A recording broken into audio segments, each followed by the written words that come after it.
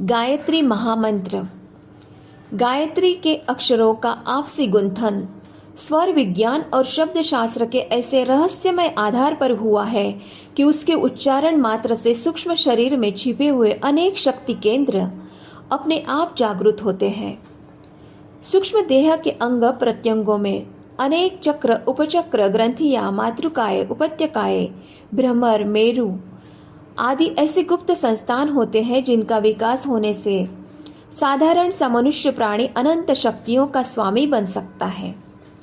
गायत्री मंत्र उच्चारण जिस क्रम से होता है उससे जिह्वा, दांत, कंठ, तालु, ओष्ठ, मूर्धा आदि से एक विशेष प्रकार के ऐसे गुप्त स्पंदन होते हैं जो विभिन्न शक्ति केंद्रों तक पहुंचकर उनकी सुषुप्ति हटाते हुए चेतना उत्पन्न कर देते हैं।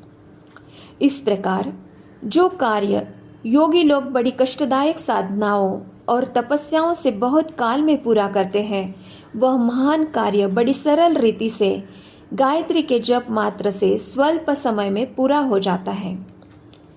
साधक और ईश्वर सत्ता गायत्री माता के बीच में बहुत दूरी है, लंबा फासला है।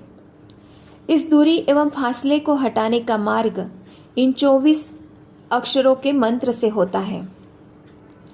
जैसे जमीन पर खड़ा हुआ मनुष्य सीढ़ी की सहायता से ऊंची छत पर पहुंच जाता है, वैसे ही गायत्री का उपासक इन 24 अक्षरों की सहायता से क्रमशः एक एक भूमिका पार करता हुआ ऊपर चढ़ता है और गायत्री माता के निकट पहुंच जाता है।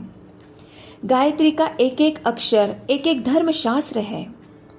इन अक्षरों की व्याख्या स्वरूप ब्रह्मा जी ने चारों वेदों की रचना की और उनका अर्थ बताने के लिए ऋषियों ने अन्य धर्म ग्रंथ बनाए।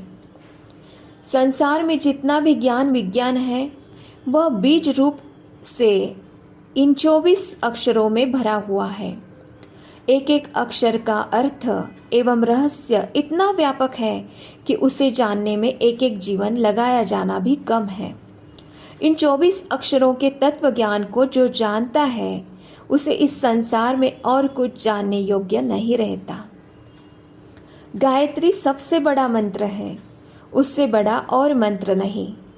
जो कार्य संसार के अन्य किसी मंत्र से हो सकता है वह गायत्री से भी अवश्य हो सकता है। इससे वेदोक्त दक्षिण मार्ग और तंत्रोक्त वाम मार्ग दोनों ही प्रकार की साधना हो सकती है।